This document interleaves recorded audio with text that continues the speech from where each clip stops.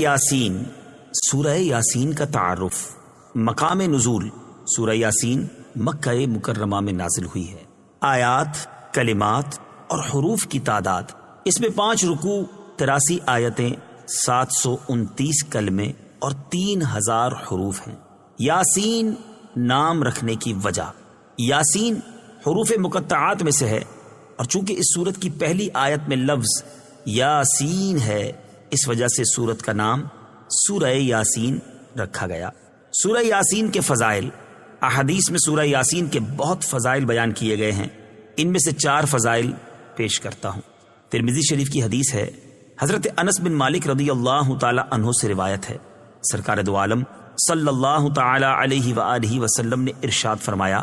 ہر چیز کے لیے قلب ہے اور قرآن کا قلب سورہ یاسین ہے، اور جس نے سورہ یاسین پڑھی تو اللہ تعالیٰ اس کے لیے 10 بار قرآن پڑھنے کا ثواب لکھتا ہے۔ نمبر 2، حضرت معقل بن یسار رضی اللہ تعالی عنہ سے روایت ہے، رسول اللہ صلی اللہ تعالی علیہ وآلہ وسلم نے ارشاد فرمایا، جو اللہ تعالیٰ کی رضا کے لیے سورہ یاسین پڑھے گا تو اس کے گزشتہ گناہ بخش دیے جائیں گے، لہٰذا اسے مرنے والے کے پاس پڑھا کرو۔ نمبر 3، حضرت عطا بن ابی رباح رضی اللہ تعالی عنہ فرماتے ہیں، مجھے خبر ملی ہے کہ حضور پر نور صلی اللہ تعالی علیہ وآلہ وسلم نے ارشاد فرمایا، جو دن کے شروع میں سورہ یاسین پڑھ لے تو اس کی تمام ضرورتیں پوری ہوں گی۔ حضرت انس بن مالک رضی اللہ تعالیٰ عنہ سے روایت ہے، حضور اقدس صلی اللہ تعالی علیہ وآلہ وسلم نے ارشاد فرمایا، جو شخص ہر رات سورہ یاسین پڑھنے پر ہمیشگی اختیار کرے پھر وہ مر جائے تو شہادت کی موت مرے گا۔ سورہ یاسین کے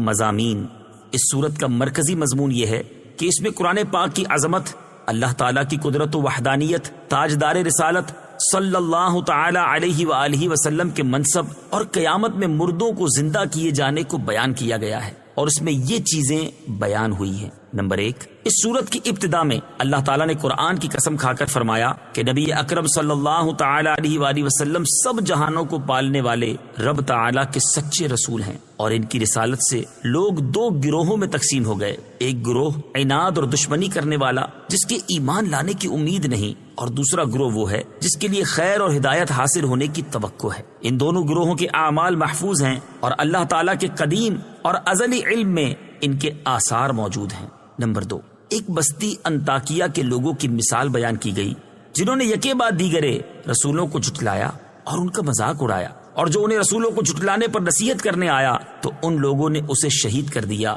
نصیحت کرنے والا تو جنت میں داخل ہوا، اور اسے شہید کرنے والوں پر اللہ تعالیٰ کا عذاب نازل ہوا اور وہ جہنم میں داخل ہوئے۔ نمبر 3، کفار مکہ کو سابقہ امتوں کی ہلاکت کے بارے میں بتا کر اس بات سے ڈرایا گیا کہ اگر انہوں نے بھی سابقہ کفار جیسی روش نہ چھوڑی تو ان پر بھی عذاب نازل ہو سکتا ہے۔ نمبر 4، مردوں کو دوبارہ زندہ کرنے پر اللہ تعالیٰ کی قدرت اور اس کی وحدانیت پر، بنجر زمین کو سرسبز کرنے، رات اور دن کے آنے جانے، سورج اور چاند کو مسخر کیے جانے اور سمندروں میں کشتیوں کے چلنے سے استدلال کیا گیا، اور ان حقائق کا انکار کرنے والے کافروں کو دنیا و آخرت میں عذاب کی وعید سنائی گئی۔ نمبر 5، اللہ تعالیٰ نے اپنے حبیب صلی اللہ تعالی علیہ وآلہ وسلم کے شاعر ہونے کی نفی کی، اور یہ بتایا کہ وہ تو قرآن کے ذریعے اللہ تعالیٰ کے عذاب سے ڈرانے والے ہیں، اور اس بات کی خبر دینے والے ہیں کہ لوگوں کو اللہ تعالیٰ کی نعمتوں پر شکر ادا کرنا چاہیے۔ سورہ فاطر کے ساتھ مناسبت، سورہ یاسین کی اپنے سے ماقبل سورت فاطر کے ساتھ مناسبت یہ ہے کہ سورہ فاطر میں بیان ہوا کہ کفار مکہ نبی کریم صلی اللہ تعالی علیہ وآلہ وسلم سے منہ موڑتے اور انہیں جھٹلاتے ہیں، اور سورہ یاسین کی ابتدا میں قرآن کی قسم ذکر فرما کر ارشاد ہوا کہ نبی کریم صلی اللہ تعالی علیہ وآلہ وسلم اللہ کے رسول ہیں، صراط مستقیم پر ہیں، اور یہ اس قوم کو اللہ تعالیٰ کے عذاب سے ڈرانے والے ہیں جن کے آباء و اجداد کو اللہ تعالیٰ کے عذاب سے ڈرایا جا چکا ہے۔ بسم اللہ الرحمن الرحیم۔ ترجمہ، اللہ کے نام سے شروع جو نہایت مہربان رحمت والا ہے۔ یاسین والقرآن الحکیم انک لمن المرسلین علی صراط مستقیم۔ ترجمہ، حکمت والے قرآن کی قسم، بے شک تم رسولوں میں سے ہو، سیدھی راہ پر ہو۔ یاسین.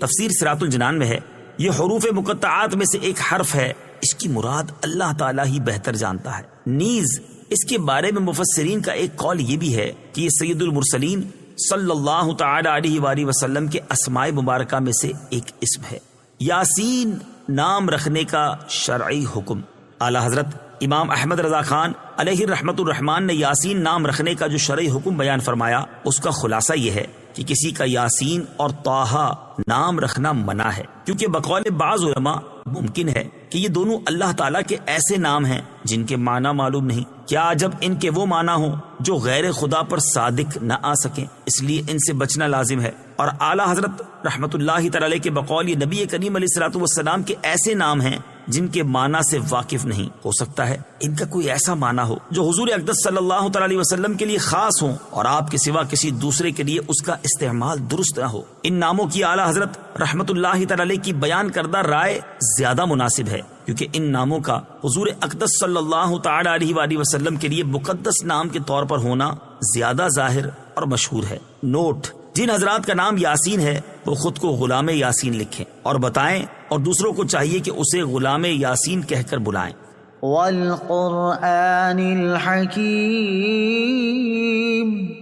حکمت والے قرآن کی قسم۔ تفسیر صراط الجنان میں ہے اس آیت اور اس کے بعد والی 2 آیات کا خلاصہ یہ ہے کہ کافروں نے حضور پر نور صلی اللہ تعالی علیہ وآلہ وسلم سے کہا تھا کہ آپ رسول نہیں ہیں اور نہ ہی اللہ تعالیٰ نے ہماری طرف کوئی رسول بھیجا ہے۔ ان کے اس قول کا یہاں اللہ تعالیٰ نے رد فرمایا اور قرآن مجید کی قسم ارشاد فرما کر اپنے حبیب صلی اللہ تعالی علیہ وآلہ وسلم کی رسالت کو بیان کرتے ہوئے ارشاد فرمایا، حکمت والے قرآن کی قسم، بے شک آپ ان ہستیوں میں سے ہیں جنہیں رسالت کا منصب عطا کیا گیا ہے، اور بے شک آپ ایسے سیدھے راستے پر ہیں جو منزل مقصود تک پہنچانے والا ہے۔ یہ راستہ توحید اور ہدایت کا راستہ ہے اور تمام انبیاء کرام علیہ الصلوۃ والسلام اسی راستے پر رہے ہیں۔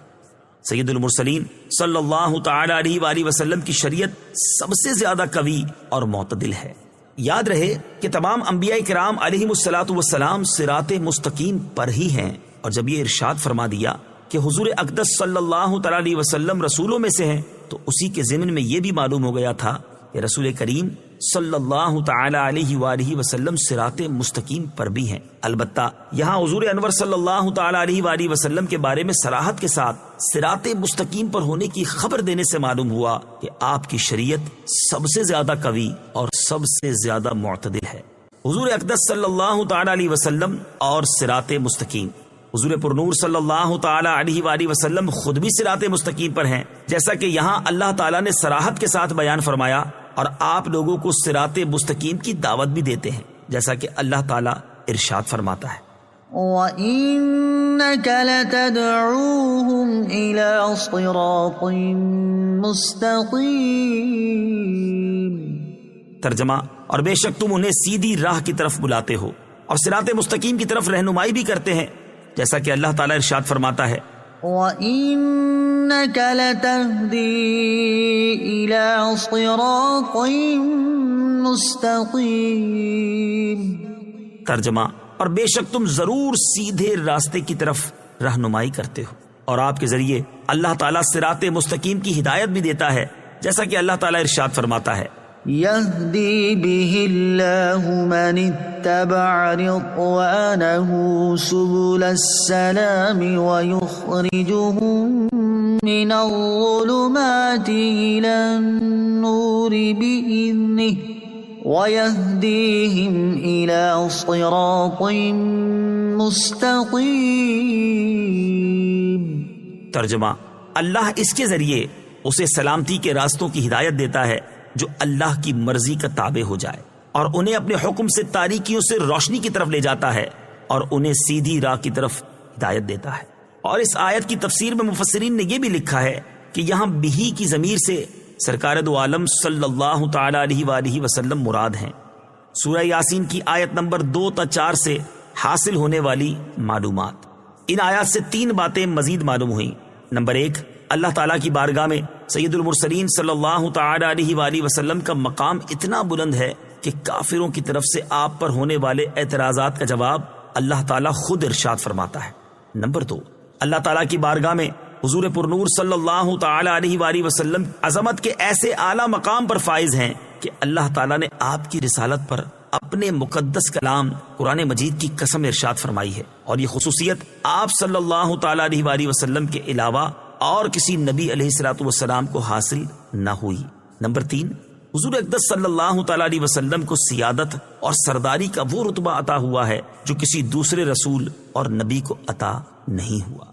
تنزيل العزيز الرحيم لتنذر قوما ما أنذر آباؤهم فهم غافلون۔ ترجمہ: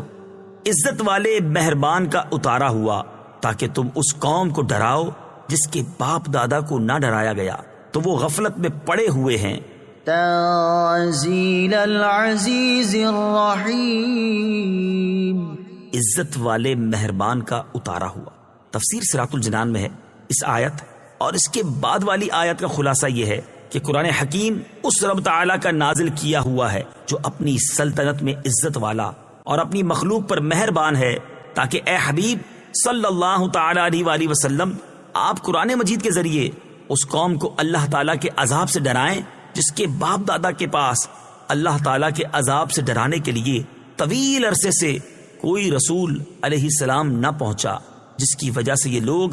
ایمان اور ہدایت سے غفلت میں پڑے ہوئے ہیں۔ قوم قریش کا تو یہی حال ہے کہ ان میں نبی کریم علیہ الصلوۃ والسلام سے پہلے کوئی رسول تشریف نہیں لائے، اور عرب میں حضرت اسماعیل علیہ الصلوۃ والسلام کے بعد سے لے کر سرکار دو عالم صلی اللہ تعالی علیہ وآلہ وسلم تک ان کے پاس کوئی رسول تشریف نہیں لایا، جبکہ اہل کتاب کے پاس حضرت عیسیٰ علیہ نبینا علیہ الصلوۃ والسلام کے بعد سے لے کر حضور پرنور صلی اللہ تعالی علیہ وسلم تک کوئی رسول تشریف نہیں لایا۔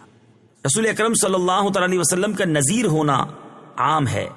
یہاں آیت میں بطور خاص کفار قریش کو اللہ تعالیٰ کے عذاب سے ڈرانے کا فرمایا گیا، اور عمومی طور پر تاجدار رسالت صلی اللہ تعالی علیہ وآلہ وسلم اہل عرب، اہل کتاب وغیرہ سبھی کو اللہ تعالیٰ کے عذاب سے ڈرانے والے ہیں، کیونکہ آپ صلی اللہ تعالی علیہ وآلہ وسلم تمام لوگوں کے لیے رسول ہیں، جیسا کہ قرآن مجید میں ایک مقام پر اللہ تعالیٰ ارشاد فرماتا ہے، وما ارسلناك الا كافة للناس بشيرا ونذيرا ولكن اكثر الناس لا يعلمون۔ ترجمہ: اور اے محبوب، ہم نے آپ کو تمام لوگوں کے لیے خوشخبری دینے والا اور ڈر سنانے والا بنا کر بھیجا ہے، لیکن بہت لوگ نہیں جانتے۔ لقد حق القول على اکثرهم فهم لا يؤمنون۔ ترجمہ: بے شک ان میں اکثر پر بات ثابت ہو چکی ہے تو وہ ایمان نہ لائیں گے۔ لقد حق القول على اکثرهم، بے شک ان میں اکثر پر بات ثابت ہو چکی ہے۔ تفسیر صراط الجنان میں ہے اس سے پہلی آیات میں حضور اقدس صلی اللہ تعالی علیہ وآلہ وسلم کا رسول اور نذیر ہونا بیان فرمایا گیا، اور اس آیت میں اس بات کی طرف اشارہ کیا جا رہا ہے کہ سید المرسلین صلی اللہ تعالی علیہ وآلہ وسلم کی ذمہ داری اللہ تعالیٰ کے عذاب سے ڈرانا ہے، اور کسی کو ہدایت دے دینا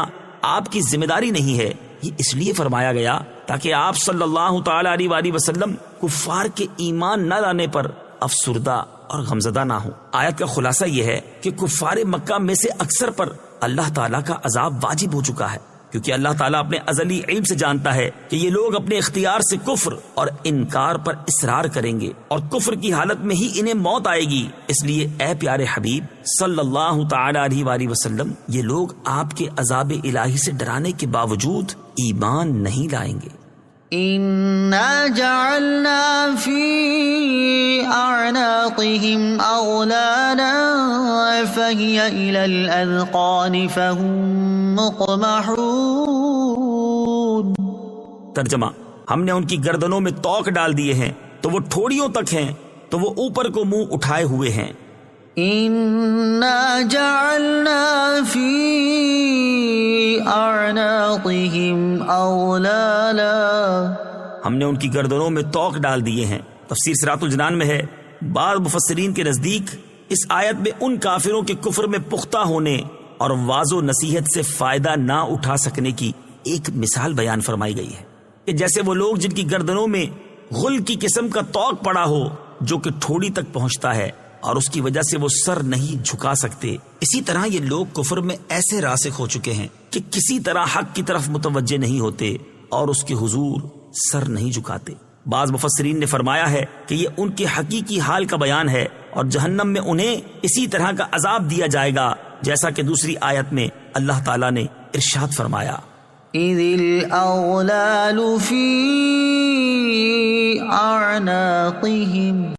ترجمہ، جب ان کی گردنوں میں توق ہوں گے۔ شان نزول، یہ آیت ابو جہل اور اس کے 2 مخزومی دوستوں کے بارے میں نازل ہوئی۔ اس کا واقعہ کچھ یوں ہے کہ ابو جہل نے قسم کھائی تھی کہ اگر وہ سرکار دو عالم صلی اللہ تعالی علیہ وآلہ وسلم کو نماز پڑھتے دیکھے گا تو پتھر سے سر کچل ڈالے گا۔ جب اس نے نبی پاک علیہ الصلوۃ والسلام کو نماز پڑھتے دیکھا تو وہ اسی فاسد ارادے سے ایک بھاری پتھر لے کر آیا، اور جب اس نے پتھر کو اٹھایا تو اس کے ہاتھ گردن میں چپک کر رہ گئے اور پتھر ہاتھ کو لپٹ گیا۔ یہ حال دیکھ کر وہ اپنے دوستوں کی طرف واپس لوٹا اور ان سے واقعہ بیان کیا تو اس کے دوست ولید بن مغیرہ نے کہا، یہ کام میں کروں گا اور ان کا سر کچل کر ہی آؤں گا۔ چنانچہ وہ پتھر لے کر آیا اور حضور اکرم صلی اللہ تعالی علیہ وسلم ابھی نماز ہی پڑھ رہے تھے۔ جب وہ قریب پہنچا تو اللہ تعالیٰ نے اس کی بینائی سلب کر لی۔ وہ پیارے آقا علیہ الصلوۃ والسلام کی آواز سنتا تھا لیکن آنکھوں سے دیکھ نہیں سکتا تھا۔ یہ بھی پریشان ہو کر اپنے یاروں کی طرف لوٹا اور وہ بھی اسے نظر نہ آئے۔